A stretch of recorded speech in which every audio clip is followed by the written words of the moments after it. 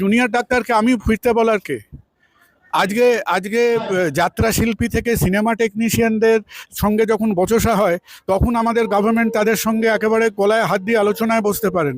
তাহলে সেই আলোচনার জায়গাটা জুনিয়র ডাক্তারদের জন্য খোলা হলো না কেন? যাদের চোখের সামনে দিয়ে তাদের একজন সতীর্থকে ছিন্নভিন্ন হতে হয়েছে, সেই আলোচনাটা কেন তারা করতে পারছেন না? তাদের কি সৎ সাহসটা আসছে না? না তারা আজকে জুনিয়র ডাক্তারদের চোখে চোখ রেখে কথা বলতে পারছেন না? তারা যদি এই ছেলে মেয়েগুলোর সঙ্গে বসতেন, তারা যদি কথাবার্তা বলতেন, তাহলে নিশ্চয়ই ব্যাপারটা এতদূর এগোতো না।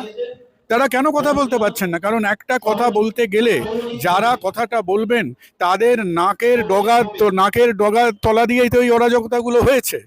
তাহলে এই প্রসঙ্গগুলো আসবে।